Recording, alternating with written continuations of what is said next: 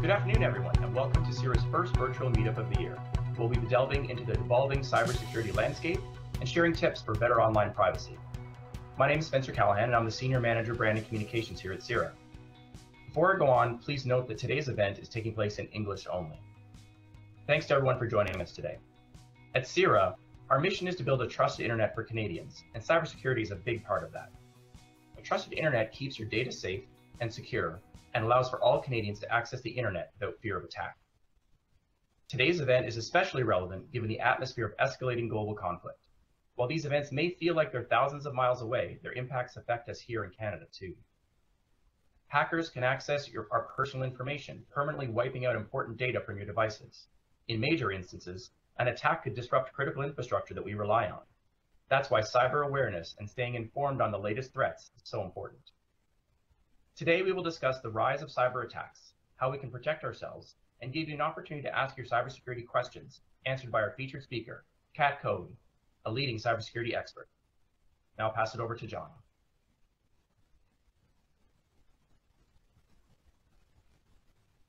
Thanks, Spencer, and appreciate the introduction. Very pleased today to welcome everyone to CIRA's virtual meetup, my first and hopefully one of many to come. I want to remind everyone just off the top here, it is intended to be a very interactive session here after a conversation with Kat, and we will be taking questions throughout the entire presentation and discussion. So please don't forget to enter those into the chat, upvote the ones that you want to hear Kat comment on, and we'll get to those shortly. So as we sort of started our conversation today, I am very pleased to introduce Kat Coteau, finder of Binary Tattoo, and really an individual who is very well known in the industry for her decades of experience in mobile platform development and security, and most recently with her mission to secure Canadians online and educate folks on cybersecurity and data privacy, and really help everyone secure their digital identity. So I'm very pleased to be joined by Kat, and welcome today, Kat. Thank you. Decades of experience makes me sound very old, but we'll take it anyway.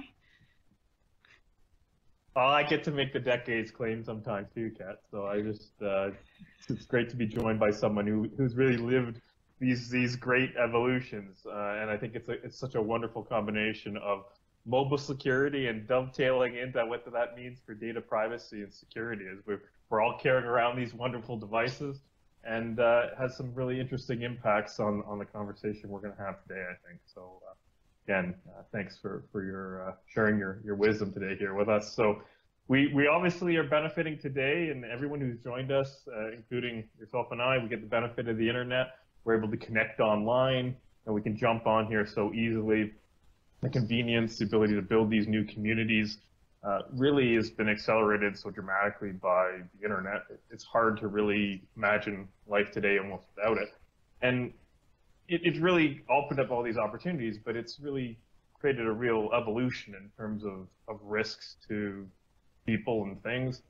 And so it's really, the important topic that we're going to talk about today. So just as we get into this a little bit, maybe you can start off, Kat, by giving us a bit of a highlight of where you see sort of the biggest threats, if you will, to, say, your average Canadian or your average Canadian business, and we'll kind of go from there. Yeah, sounds great. I think a lot of the problem we have with the internet and technology in general is we have this innovation problem where we've put the cart in front of the horse. So when we used to develop products, you had to develop them, test them, you had to get them certified before you release them.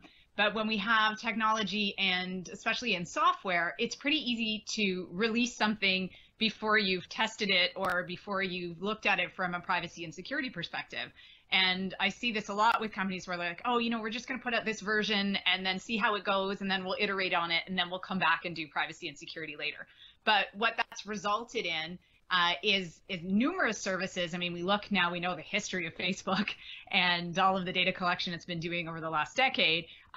All these services have collected the data before they ever took the time to stop and think what data they should be collecting, how they should be collecting it, and who they should be sharing it with.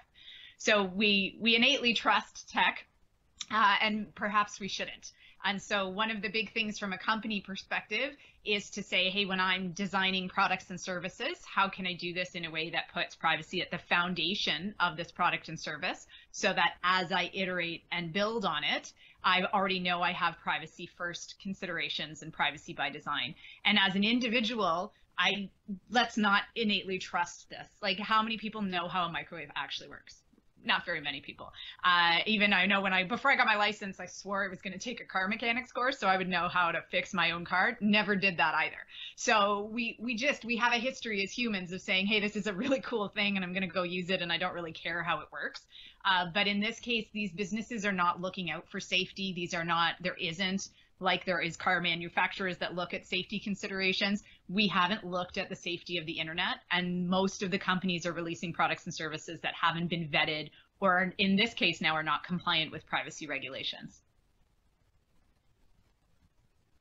Thanks. So it's an interesting topic when you start looking at the privacy and convenience conversation, right?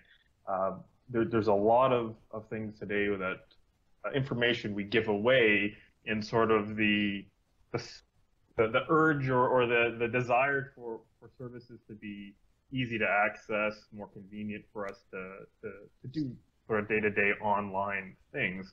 But when we look at these issues, you know, there's a lot of research in the cybersecurity space that demonstrates, you know, breaches today are still well over 90% are caused through user behavior, users downloading emails, clicking on links. You know, with that sort of user education or awareness being so front and center, and work at home and blending of sort of our home lives with our work environments, are you seeing a change in the way that organizations and people are aware of the privacy issues or challenges, or any unique things that are being teased out now that our work environment is at home with Alexas and smart TVs and Google Assistants? Yeah, I think in some ways people are becoming more aware because breaches are top of mind. They're in the news all the time. So people do understand that there is a risk to having private information out there. We've had a few documentaries on Netflix that were very accessible, that were around against social media use of data, that I thought really highlighted to people who weren't technical what this actually means to them. Because if you're in the software space, often you understand things, and if you're not, you just again take some of this stuff for granted. But what we definitely have seen, as you said, in this whole remote work world, is all sorts of numerous new issues with having work from home. We have people using unprotected Wi-Fis for either their own personal confidential information or business confidential information. And you picked on my thing, which I love to pick apart, is the IoT devices, all this Internet of Things world. Anything in your home that has a microphone in it could and is probably recording you at any time. So if you have a device that will allow you to say, hey, device name, turn on, then assume it's like that child who's sitting in the living room that's pretending not to listen to you, but is actually listening to your whole conversation. That is all of these IoT devices. And so if you are in the healthcare professional, or you are a healthcare professional and you're talking to a patient, or you are having a confidential meeting with a client, or even internal business meeting, if you are sitting beside a smart TV, if you have Siri on your phone, if you have any of these IoT devices, I mean, Roombas have microphones on them. So if you have any of these in your space, they could be listening and recording to those conversations. And this is a consideration that a lot of people haven't made. So we have little extra ears listening. But there are all sorts of other new things with endpoints, that we have new endpoints, which is any device that is connecting in our network. And the biggest thing is, from a company perspective, we're no longer behind the physical firewalls that were set up inside a building. And so there are a lot of considerations from a cybersecurity perspective in terms of working from home.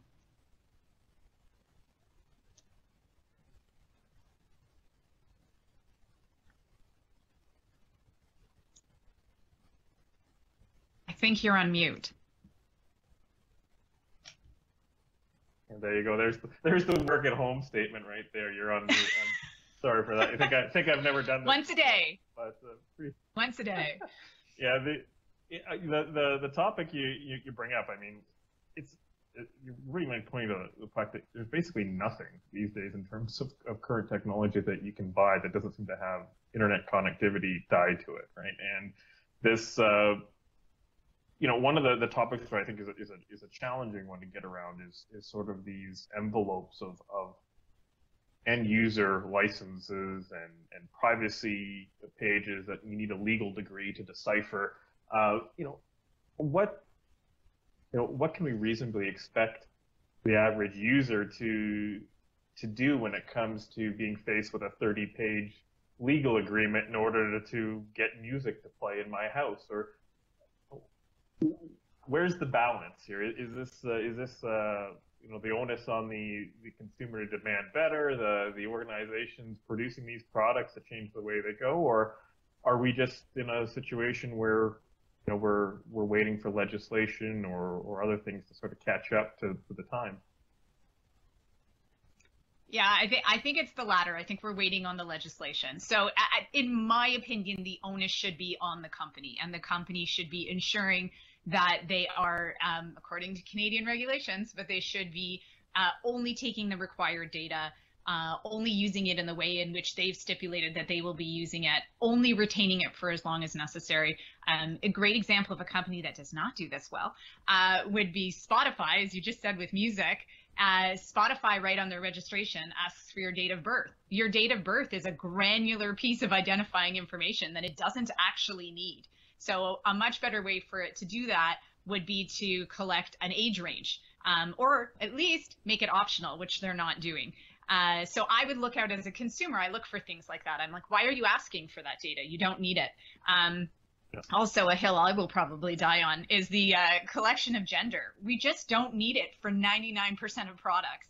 And what we're having now is we'd have a group of people that used to be divided into male and female, which people would consider de-identified. But if you have one individual that identifies as non-binary, you've now identified them.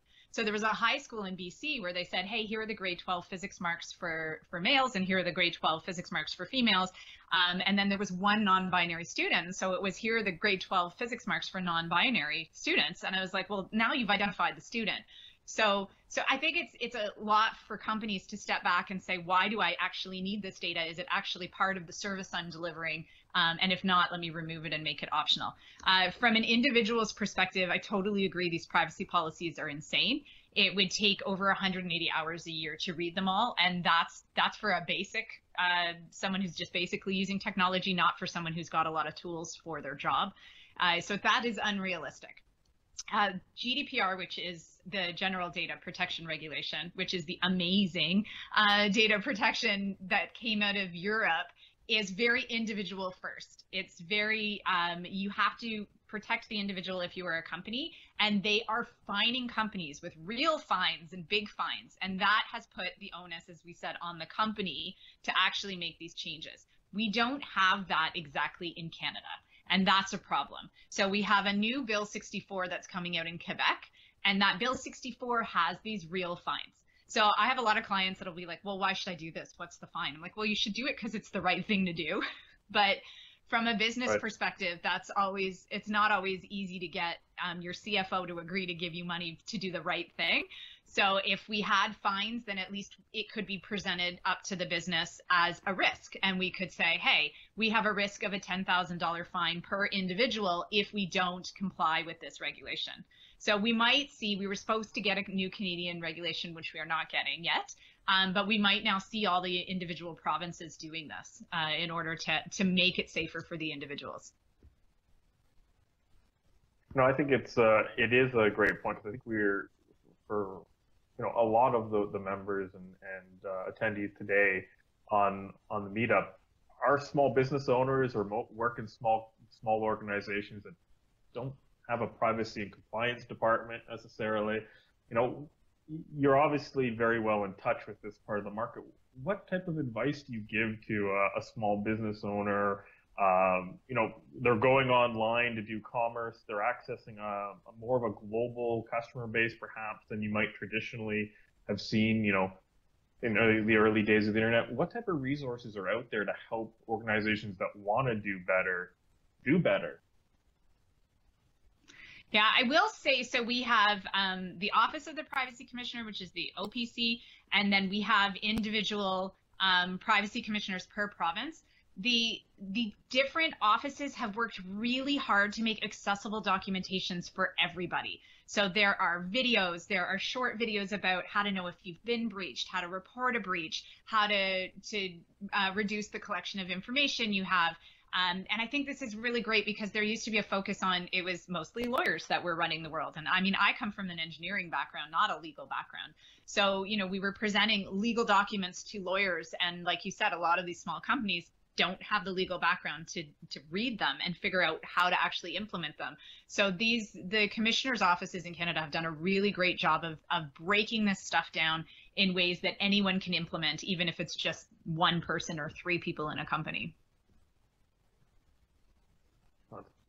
That's great. I mean, and obviously there's folks like yourselves who are phenomenal resources to tap for this type of information. But it is certainly something where I think we're starting to see some of the government entities and not-for-profits get into this space, which is great, and hopefully makes it a lot more accessible to folks. And one of the things I'm really interested, just from the sort of breadth of exposure that you have in the market, I threw the number out there. Over 90% of breaches are still getting triggered through things like email phishing. But we do hear a lot in the news these days, especially with the global conflicts that are happening, with this rising tide, if you will, or rising the complexity of cyber attacks and cyber risks.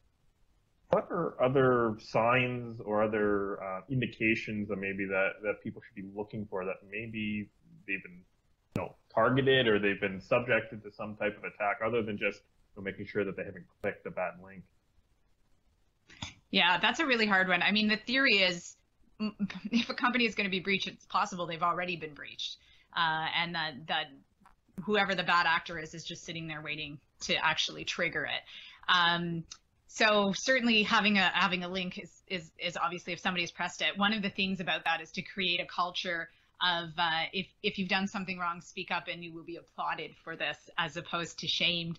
There are still companies that say, hey, somebody clicked on a phishing link in one of our tests, and so we fired them.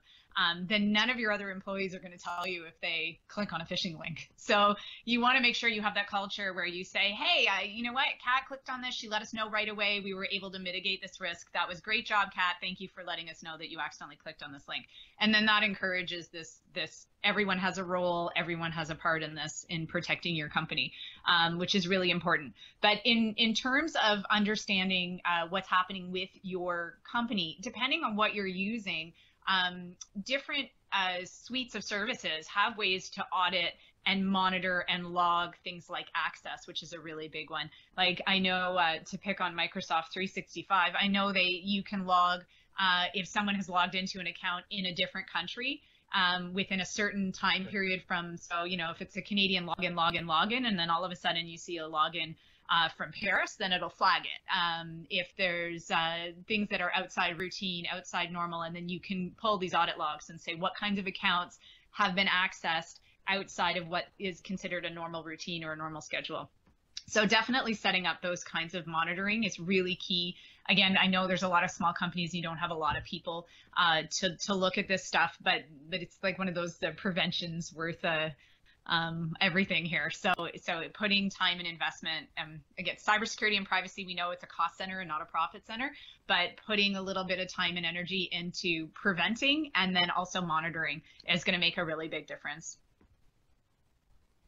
Well, I think that's great advice. I mean, there's that nugget that you kind of led with.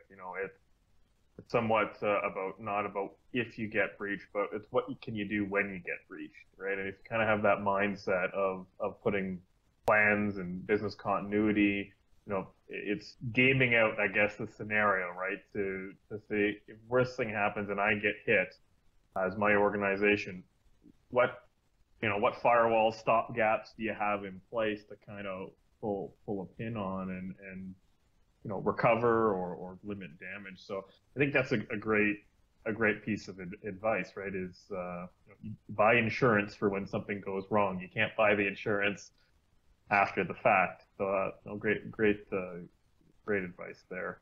There's also sort of a another sort of tactic here or topic that I want to sort of unpack with you a little bit, Kat, and that's we talked previously about the other I think big thing going on in the world, the great resignation, the great work from home scenario that's going on right now.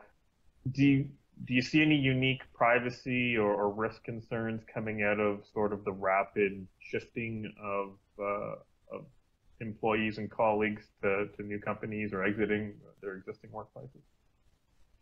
Yeah, certainly. I mean, the biggest risk that I see in general with both privacy and security is a lack of documented processes. People like to download these policies and templates, and that's great, and it's a great place to start from, but you have to actually have procedures and processes that go with these policies.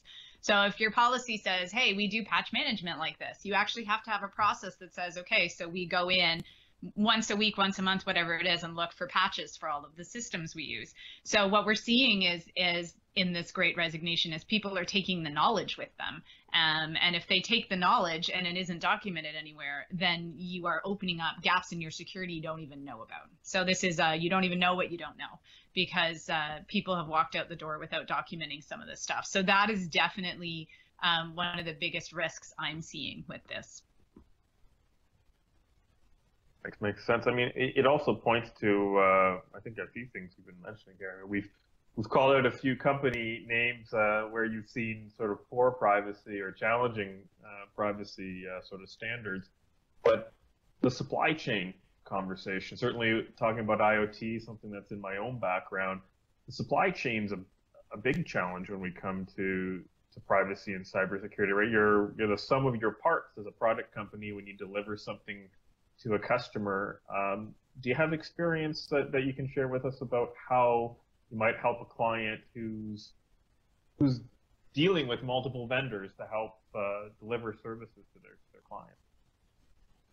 Yeah, you should definitely have a vendor assessment questionnaire. We shouldn't just take vendors for face value. And any kind of B2B business is used to receiving these questionnaires. If I had like the wish, if I could have one thing, it would be a standardized questionnaire, so that every company was sending every other company the same questionnaire. It would be much easier to say, I have pre-filled this out and here it is. But there's certain questions you need to be asking all of your vendors. You need to know what their retention policy and statement is. You need to know about their safeguards, and that includes operational safeguards, technical safeguards. You need to know what the access control is in their company. The more sensitive the data that you have that you're entrusting them with, they have to maintain the same level of safeguards that you are, or else they're not meeting the compliance standards you are. So if you as a company have said, hey, we meet PIPEDA, which is Canada, or we meet Bill 64, or we meet GDPR, if your vendors don't meet those same criteria, then you are not compliant, because that means that somewhere in the chain the data is not being protected. So there should be, you could just develop an Excel spreadsheet. It's could be minimal. You can download a template off the internet, but there should be a set of questions you're asking every vendor. And then when you sign the contract with these vendors, there should be privacy language in there that ensures that they are only retaining the data as long as you have a contract with them. I've seen that as a massive problem. People terminate with a vendor and the vendor walks away with their data. So definitely retention and additional wording around incident response. If you don't include it in the contract, then your vendors have no obligation to let you know if they've been breached, and you're obligated as the person who works with the end user. You're the one that's obligated to let them know about the breach. So you have to make sure that the vendor has a contractual agreement to let you know when data's been breached, and then that way you can let individuals know. You just moved us into another dark territory perhaps here for folks. There's been a lot of again conversation, especially if you look at some of the encryption technology, the post-quantum conversations about how new computing is going to break all of our encryption security. There's this concept that's floating around of harvest now and utilize later. So you might get subject to a breach or some type of privacy incident, and you think 6 months later, I haven't, nothing's happened to me, I'm okay, but maybe the risk is actually much further down the road. Are there things that we should be doing more proactively to monitor our own security? Are there good tools that you would recommend out there? As identity theft is a big topic out there. We can buy identity theft insurance, but what can we do to sort of monitor the health of our privacy and security over time? Yeah, that's a great question. It's a really hard one. I know there are services that will monitor the dark web and look for your email that has popped up on a list. Have I Been Pwned is a great resource. It's a free website where you can enter in your email address and it will tell you which breach lists your email has popped up on. So it's difficult to tell where your emails or where your information might be. I haven't seen really great ways of saying, hey, I know that nobody has it, because we don't know what people have that they're hiding. Right. I think the better thing is, as everyone says, diversify passwords. Don't reuse passwords. I don't know if people remember, but when Disney Plus first launched, there was this big uproar that 30% of Disney Plus accounts had been hacked, but they were actually Yahoo passwords, like Yahoo credentials, which was an email plus a password, that were several years earlier, but 30% of people who had created Disney Plus accounts were using the same email and the same password that they used with Yahoo. And so that's where that came from. The same thing happened with the CRA. Like, we also had the Canadian Revenue Agency had the same. It was, people called it a big hack, but it wasn't. It was just reused passwords and emails. So that's something we can definitely do. You can get credit monitoring. My concern, I have to say, as a parent, is the theft of names and birth dates of children, because it allows people, as you said, from an identity theft perspective, it allows people to create credit for kids. And until those kids are old enough to actually go apply for a credit card, and then all of a sudden they get a notification that says, nope, you have no credit because your credit's been drained, and they have never even used it. So I've had a couple arguments with credit monitoring services that I want them to monitor my kids, and they won't, because they don't do people under 18, which to me is a flaw in the system. We should have credit monitoring for people who are under 18, and for that same reason. Yeah, I mean, it's an interesting topic again that you're bringing up there. Just the fact that the threat, it doesn't matter, young, old, in the workforce every day, in the working from home, in your private life, there are risks we're facing everywhere, right? And you need to kind of have some vigilance. It does sound like you're really recommending, right? This is something we're living with today, right? It's not just a point in time look at the problem. It's coming back and seeing what's going on in your life, and where you potentially shared data, who you shared it to, who you didn't share it to, and maybe being a little bit more rigorous about your social media posts, or about your what service you want to sign up for. It's no silver bullet, if you will, for this problem. That's too bad. I was getting ready to write it down, Kat. No silver bullet. And everyone's like, I just want to move to the island and go off the grid, but that wouldn't work either. Yeah, like you said, limit your social media posts. One of the big places the identity theft for children happens is the happy 8th birthday to my kid, name, birth date. Like, we've been giving away this information on social media haphazardly. I see it on Twitter. I see it on Facebook. That's a fundamental problem with the just giving away of personal information. That makes sense. I would think it's a great time to maybe flip over to some of the questions that we see coming in here. The audience has definitely been active in the background while we've been chatting. So let's maybe take a few of those questions if you're up for that. Yeah, sounds great. So we got a question here from Billy. I think we may have talked a little bit about this already, but what is the best way to protect ourselves, or I guess our family as well, on social media from identity theft and other risks? Yeah, so social media has a lot of privacy settings, and there's still a lot of people aren't using them all to the extent that you could be using them.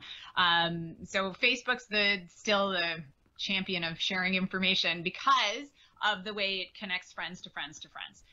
So there's little things on there, like when people post cover photos and other people like and comment those cover photos, because the cover photos are public, you can then see other connections that you're listed because they have liked and commented on the photo. So you want to be careful when you're putting things up. Facebook doesn't allow you, most of the metaverse does not allow you by default to hide this stuff. You have to kind of go out of your way to hide a lot of things like comments, connection list, all of that stuff. Turn off the way people tag you so that you're not automatically revealed in someone else's post. And then that way you have authority and you know, you want to keep the service. I mean, I will be honest, I don't love Facebook, but there are groups on there I can't get anywhere else. Like local groups and teams and other places where that's where the information is shared. So I always joke Facebook is sort of like walking into a room with like toilet paper hanging out of your pants. The damage is already done. You can pull the toilet paper out, but everyone's already seen it. So you can either continue to stay on Facebook and know it has your data and now limit how you move forward, or you can leave Facebook, but again, damage done. Like if you've ever owned a Facebook account, they already have the data. So better for you to set those privacy settings. Things like Instagram, having private accounts and hiding, again, the people that you're connected to and only allowing people that you actually know into those accounts to look at. So that's really ways of hiding. And then on things like Twitter, which are innately public, ensuring you're not sharing that information that someone wouldn't be able to tell about you if they saw you in public. Like, would you stand on a stage and make that same comment? Then great, stick it in there. But if you wouldn't stand on a stage to a bunch of strangers and make that announcement, shouldn't go on these public forums. Makes sense. I mean, I think it's an interesting follow-up that I'll toss in there just to that, because you know, the whole privacy, you're talking a lot about clicking settings and turning things on and off, and in some cases, you know, you have to dig deep to find some of these things. But more and more these days, you know, I find it interesting how many websites you get onto, and you got to click through 15 different toggle buttons on what cookies are to be accepted and what shouldn't be. Do you have suggestions to individuals on how to manage that? I mean, aside from clicking the accept all button, what's the appropriate amount of information that I should be sharing with my grocery store websites just so I can see what's on sale this week? Yeah, that's a great question. So there's necessary cookies, which are cookies that a page needs to actually operate. So if you're on Amazon and you click on a product and it goes in your cart and then you go to another page, it needs to know that. So that's a necessary cookie. It's often called a session cookie while you're on the page. But then there's unnecessary cookies, like before you hit Amazon, you came from this web page and then you went over here. Like those are unnecessary cookies. So the funny thing is this actually came out of GDPR in Europe. And the way that the cookie law is in Europe is everyone has to have a choice, an active choice, and that choice has to be necessary or other. And so when these cookie banners pop up and they just say, yeah, accept and continue, that actually doesn't meet the regulation. So it's wrong. It should have accept all or make a choice or necessary only. Like there should be a choice. You shouldn't be able to use a web page without actually being able to make that choice. Now, we don't have that law specifically in Canada. So some websites are clever enough to say, hey, if this is coming, like if it's an IP address that's from Canada, we're not even going to show you the cookie banner, or we're going to give you a different option. But if you are in the EU at all, then that it actually has to be a choice. There should only be the one. But I know I myself, I'm like, I just need the information. So I will click I accept and move on just to get like the store hours or whatever it is I need, and then close the website. Again, as legislation moves forward, that'll become more, you talked about this at the beginning, it's this trade-off between convenience and security, and or convenience and privacy, but it will become more intuitive to be able to say accept necessary only, and the companies will also be forced to do that. Yeah, it's funny how, you know, the user experience comes back into it, right? Someone's tried to make the user experience of clicking through a cookie link easier, and in the end, it may have made it less of a privacy control than it was supposed to be. But I mean, I think there's maybe even a little bit there too. Is you highlighted on the fact that session cookies versus cookies that maybe live beyond that one browse of the website. So things like clearing out cookies on exits of browsers and closing down browser token. I think we're all guilty of leaving 100 tabs open in our browser, but it sounds like from your description that also is going to create, you know, this opportunity for leaking data out if you don't close those things down. Yeah, definitely. I mean, there are incognito browsers that we can use. There are ways to use safer browsers, Brave browsers. I have something on my browser that blocks all cookies, and then it tells me all the trackers and everything that's on the page that I'm on.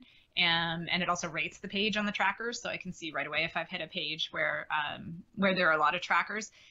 There are things that will soon likely become obsolete. Google Analytics is currently being forced to change their model because they are collecting way too much information, and companies know it and regulations know it, and so they will have to change how they operate, because right now there's a lot of data, as you can imagine, that's coming to Google, who already has so much information about you. Let's grab another one off the list here. I see a message from Sandeep. I'm going to maybe qualify the question a little bit, but the question being asked here is what type of security software, you know, sort of an antivirus question mark, is good or should be run on your computer? Yeah, that's a great question. I try and stay brand agnostic because you never know, but McAfee, which was mentioned, is definitely a good one. If you are running a company, you want some kind of antivirus software that you can actually push out to all of the people who work for you. And so anything that would allow you to manage that and make sure that that's working would be ideal. But you should have something. A lot of the operating systems in this day and age have a lot of this stuff built in, which is really great. Yeah, I don't have a specific one other than that one, but definitely looking for something for not just virus control, but again, also trackers, anything that you can do that would monitor trackers on your browser as well. So maybe if we take that question and expand on it just a little bit. I mean, from a business perspective, you have organizations that obviously will put software into onto your machine or onto the quote unquote endpoints that we like to talk about in sort of the security parlance. But what about at the network security level? Are there some simple recommendations, say for a small business, that they should be? I mean, I think we've all seen too many businesses that just sort of hook up their modem and plug it in and go. What else should we be considering putting in as that sort of security essentials for the average business? That's a great question. There are so many managed service providers right now in cybersecurity. I find that this is really custom to the type of company you're running and how you're running it. I would definitely consider getting consultants, and from this perspective, budget ranges. I mean, you could get someone in for a couple $100s to have a quick look and assess what you have and make some recommendations about software that you could run. And then you've got full managed services that will actually monitor your networks and run it for you, and look at all of that stuff for you. So to me, this is worth the time and effort to have someone tell you customized what your company requires in this case, and how you can do it in the budget that you have. That makes a lot of sense. I think that this concept of your risk profile is something that's maybe not well understood. And this is a sort of related, I think, to the question that we see here as well from Rylan, who's asking about, or I guess also recognizing that not everyone can be a security expert. So where can you look for recommendations when you're implementing a product or you're implementing something in your own business? Is it third-party auditors? I think that's kind of what you might have just mentioned. Privacy commissioners. Who are the people that we can rely on as a trusted source for this type of recommendation? Yeah, that's a great question. So we look a lot to some of the frameworks that are out there. And again, these are free for download that you can look for NIST is a big one. NIST has a cybersecurity framework. They also have a privacy framework, and you can download these templates free and go through the questions with your company. It'll be things like access control and network monitoring, as you said, but it will allow you to gauge the maturity of your company on some of these things. Do the privacy commissioners need more teeth? Yes, they do. Our Castle law has a little bit better. Castle's the anti-spam legislation. That one actually has some better fines in it than our actual privacy, which is hard. But if you're making web applications, there's something called OWASP, which is Web Application and Security, and they always have a top 10 list of the biggest risks in online web. Because there's so many websites now that gather data, they will give you the top 10 risks and how to look out for them and how to protect them. So there are a lot of, you're right, where do you find them is the question, but there are a lot of free not-for-profit organizations that are trying to give out more of these lists of here are the concerns and here are the things you should be looking for. Yeah, no, that's a great point. I think there's even to go further or go deeper into the product development path. You've got a lot of vulnerability scanners, code scanners, and penetration testing, kind of traditional stuff that from your development days are probably second nature to you. But I think more and more today, I think about one of the other big trends in our industries and software is the open source trend, right? And we've heard all these great things in last decades on how that's really accelerated development. But we're also hearing a lot these days about, I would call it poisoning, but or killing off of open source projects, or again the supply chain question. All these things getting sucked into a product build automatically. Do you have some experience or some recommendations around organizations leveraging open source software, and maybe how that? Do they have to have a difference in their privacy and cybersecurity approach if they choose to do that rather than develop things themselves? Yeah, that's a difficult one because it has to come from somewhere vetted, and it's difficult to know if it's vetted. I think it's the same as anything. Again, if I was going to build a car and someone's like, here, we pre-made your engine, I would run tests on that engine before I would just say, oh, great, an engine, and drop it in the car. So like you said, vendor management and supply chain, before integrating, I mean, you should have tests. Pen testing you had mentioned, which is probably one of the biggest, I would think, is penetration testing. And that's the ability for someone to get in using that code.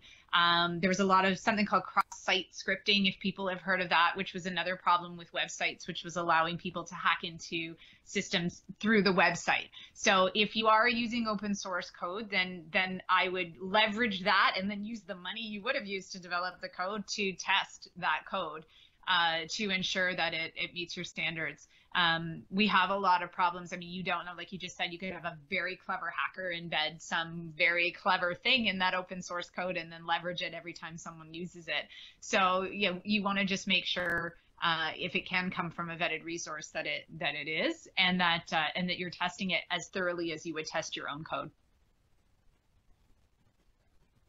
Sense, yeah. Again, that duty of care and due diligence, common thread in everything we're talking about today, really. A couple more questions that have rolled in here. One, I think it's really an interesting one.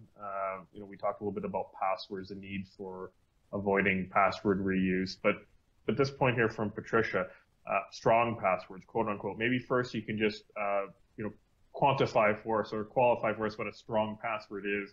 And then the question that Patricia's asking is, if you're using strong passwords, what's the point of changing them so frequently? Totally agree with that, Patricia. Okay, so two things. What is a strong password? Anything that's not in the dictionary ultimately would be not a strong password. You've probably seen these charts and they keep updating them where they're like, it's the number of letters versus the complexity, or the number of characters, versus the complexity. Like you can have an 8-letter password and it can be cracked instantly. The longer your passwords, I've now seen people advocating must be at minimum of 10 characters, but it's annoying when they're like, oh, please include a capital and a this and a this and a this. But it's because these dictionary things, like if you had blue lizard walking, you're like, oh, that's not a real thing, but it's 3 dictionary words. And so sometimes that's easier to crack. What the recommendations are to take common phrases so you remember them. Or you could take moments in your life. This is always just to make life easier. You can take moments of your life and years that's something you remember that someone else wouldn't be able to guess, and then that way you've got a number and something. Not your wedding anniversary that you've published on Twitter 16 times. That would defeat the purpose. But something like that you know. Another one of my favorites is to take book series and then take an acronym of the book title with like the number of the book. So like if you were, I don't know, Game of Thrones fan, you could take like A Song of Ice and Fire #1 Game of Thrones, but in initials, and that way you remember it, but someone else is not going to be able to guess it. So the second part to that question is there a point in changing them? Interesting that you say that, because a lot of organizations still have this 60 to 90 day change your password thing. NIST, which is again National Institute of Security and Technology, so they actually came out almost a year ago now and said stop doing that for exactly that reason. If you have picked a unique and strong password and it's unique to that account, you shouldn't have to change it because it is not hackable. And what they were finding is when you were forcing people to switch things every 60 to 90 days, they were simplifying the passwords in order to be able to remember them. I remember I worked at Research in Motion forever for Raymond's BlackBerry, and I do totally remember having a word with like the month and the year. So it would be like whatever the word is, and it would be like 0606 for June 06, and then I'd have to change it in August, and it would be 0806, and it would always be the same word because otherwise I could never remember the darn password. So totally agree with you. That has to go. If everyone has unique and strong passwords, you should not have to change them every 60 to 90 days. That's good advice. I think that unique portion of that conversation is the one that we often miss, and it's also, I think, a great point. You know, we had that question earlier. What things can we do as individuals? What tools can we leverage? Invest in a password manager. I think that's a great thing. I use one myself, and it's fantastic. If we all have these multiple devices, tablets, phones, and being able to use something that lets you get really complex passwords, but saves from my poor memory is, I think, one tool that's worth a good investment. We look at antivirus, but I think password managers are one of those things today that have almost become an essential tool. I would add to that multi-factor authentication, which is anytime you can add that extra factor so that when you log into an account, you also have to add in a code that is either sent to you via cell phone or via email address, because then you know that someone else can't log into your account on a new machine without that extra piece of information. And that will also help to protect you in that case. Yeah, I think it's the something you know, something you have, something you can prove. There's the magic of 3 there that I think they talk about, right? And that's so it's something you know, which is something you know could be a password or login or your email. Something you have, which is usually either sometimes people have those VPN keys that have a code on them, or it's a code sent to your cell phone because you physically have your cell phone, or the other one is something you are, which is where our lovely biometrics come in. So that could be iPrint, fingerprint. It's like totally Mission Impossible where you need to have 16 things in order to get into the safe. You need to have the code that you know, you need to have the retina scan. Then you also need the passcode, so it's something you have, something you know, and something you are. Thanks. And that's an interesting topic there. We haven't thrown the biometrics and privacy conversation out there at all. Is there anything you want to quickly bring up or mention to us there around what we do with biometrics and our wonderful phones these days? Yeah, absolutely. So, I mean, there's non-sensitive data, there's sensitive data, and then there's biometrics.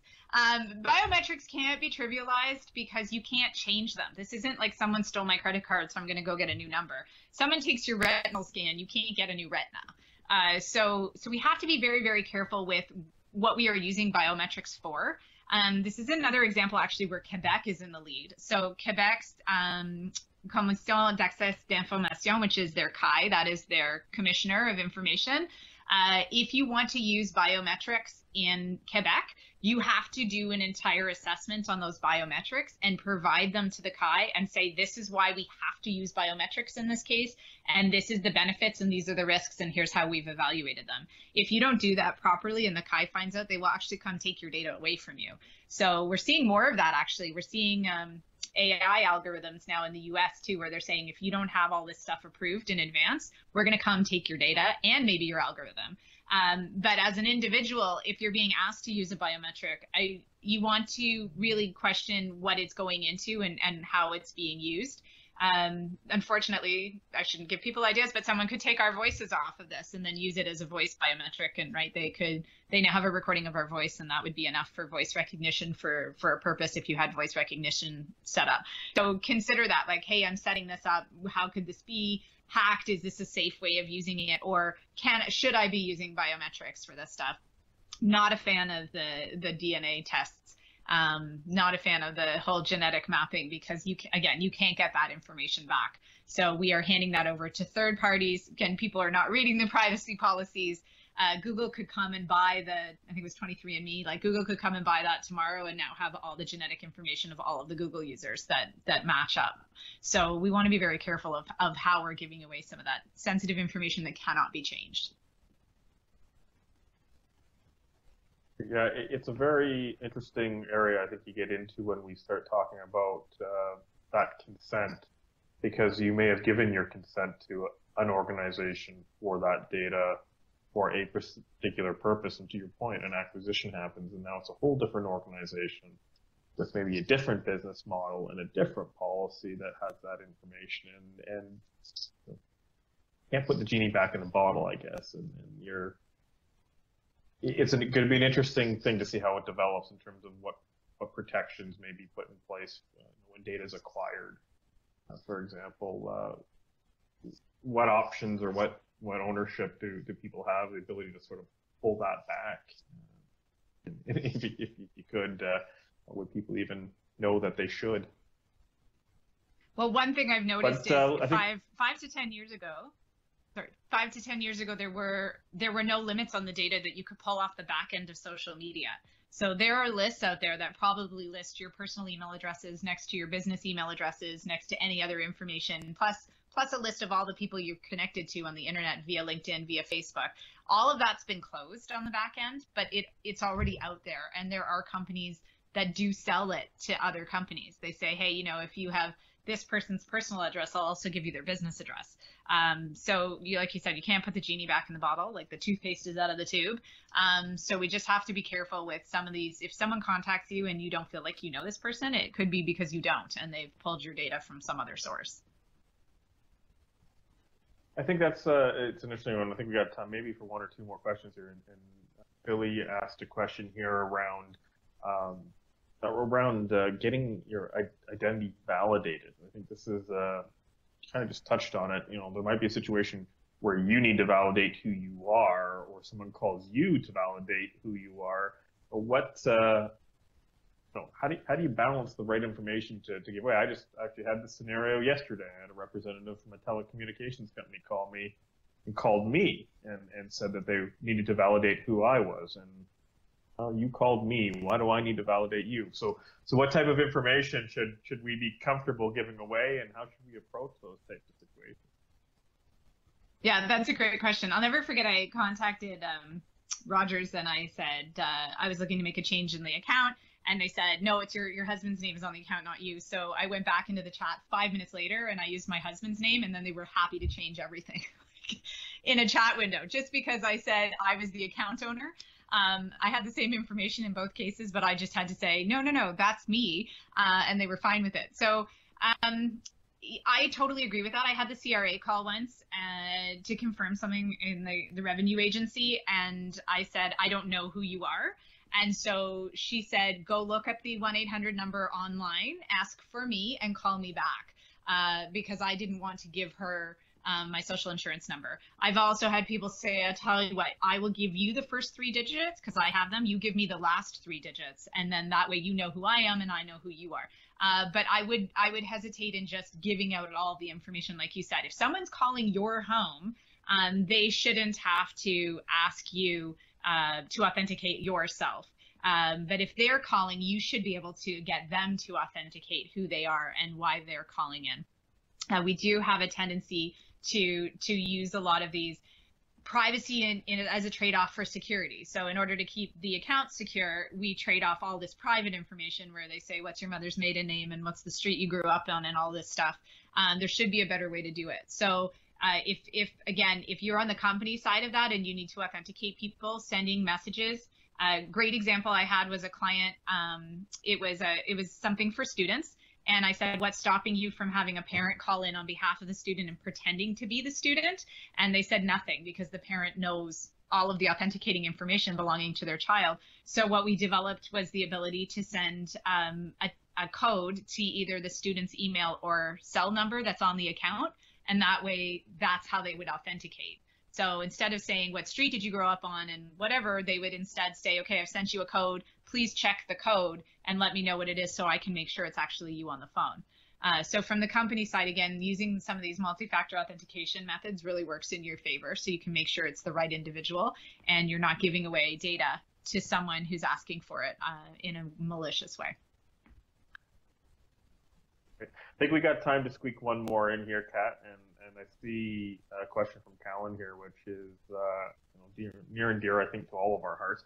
How, what resources or what strategies can we use to help protect some senior citizens and everyone here who's been technical has probably had to help their parents or grandparents set up a computer before. What resources are out there that you might be able to point our members to on helping seniors online? That's a great question. So what I find is a lot of the stuff that's targeted at young kids works for seniors. So things like Common Sense Media that have education for really young kids that are online also works for seniors. The biggest issue I see with seniors is the password thing. They use the same password for everything, or they use their name and their birth date for their password, which is literally on the account information. Like it's all part and parcel to the same thing. So I love matching teenagers with seniors because teenagers love showing off how much they know, and seniors need to learn. So it's a great opportunity if you were that sandwich generation to say, it doesn't even have to be, it could be an 8-year-old, to say to your kids, hey, why don't you sit down with your grandparents and help them walk them through this? Because those kids are pretty savvy. They know, they actually, as much as teenagers tend to give stuff away, they know exactly what they're giving away. They're very acutely aware of curating their data and who they're sharing it with. So they're actually much better at this kind of stuff and saying, that's a ridiculous username. Your username should be 1235. So they're better than that. So that's a great way to do it. There are actually organizations that do that they pair high schools with seniors' homes, which is really lovely. But that's a very difficult one, especially now we have the phone phishing too, right? How many times do you get a phone call that says that there's a warrant for your arrest or whatever it is, and you have to call back? So the best thing we can do is teach those seniors in our lives, because asking them to go on YouTube and watch a video is possibly not something they can do either, depending on how tech savvy your senior is. But I would definitely pair them up with someone who likes to talk about this stuff. I think, Kat, that's a phenomenal way to kind of wrap up our conversation today. Cybersecurity is a communal challenge, a communal problem, and the only way to solve it is for all of us to take a part of that responsibility and do our part. So I want to thank you very much today for sharing your time, your insights, and a lot of great information and resources for everyone to draw on. And really, protecting ourselves is just something that we gotta internalize as a part of modern day life on the internet. And I think you've done a great job showing us today some areas where maybe we need to be a little bit more aware, and then where we can do some more things to make life easier for us. So I want to thank you again, Kat, and everyone else who's joined us today.